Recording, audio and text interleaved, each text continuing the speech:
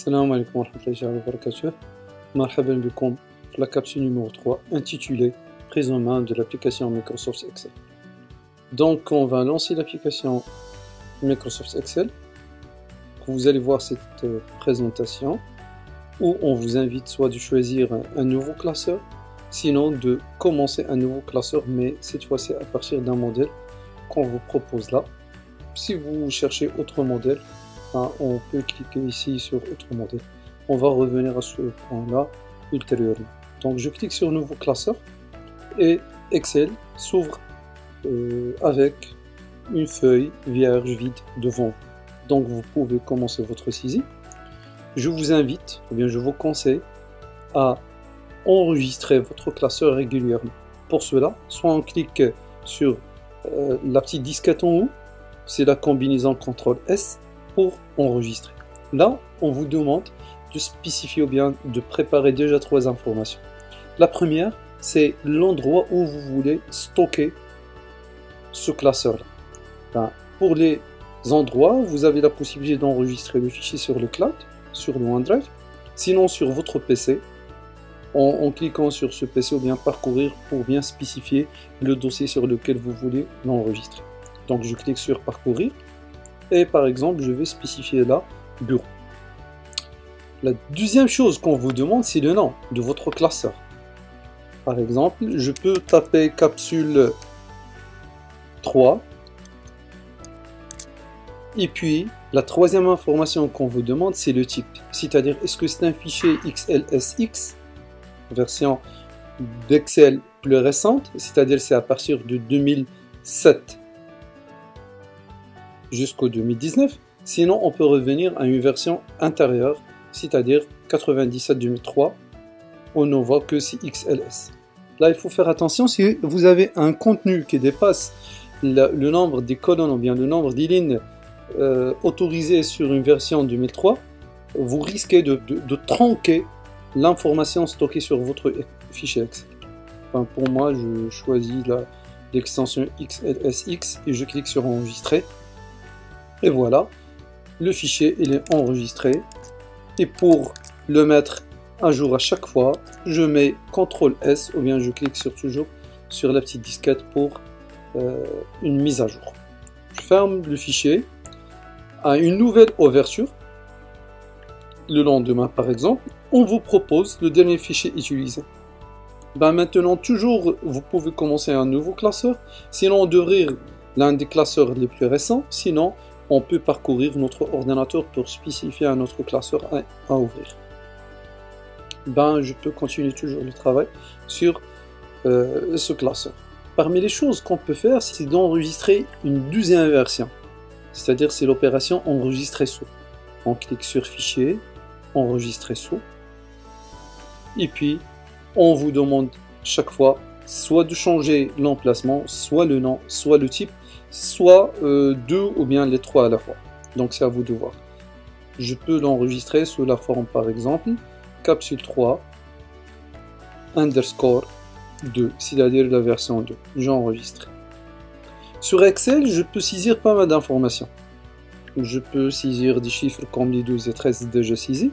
Je peux taper A, je peux taper un nom, je peux taper des alphanumériques, ou bien des numéros avec des alphabets.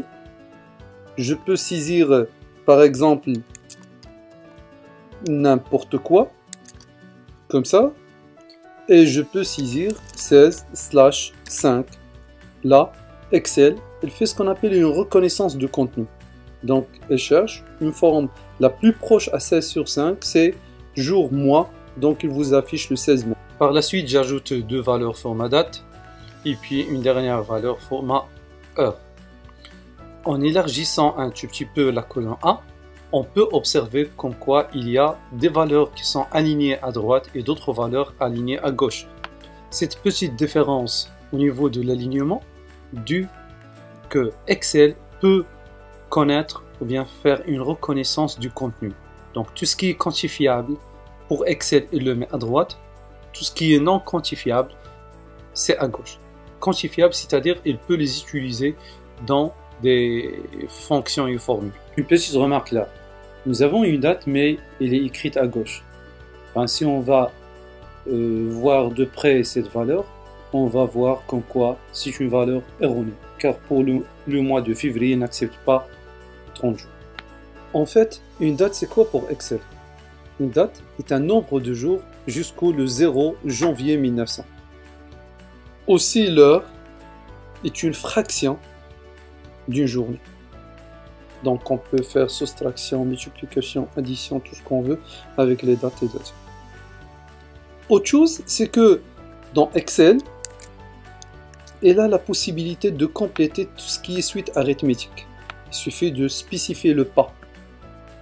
Car c'est, on tape par exemple que 1, je le sélectionne, je maintiens le bouton gauche enfoncé et glisser vers le bas par exemple, il va répéter le 1. C'est-à-dire c'est comme si je demande à Excel de répéter le nombre 1.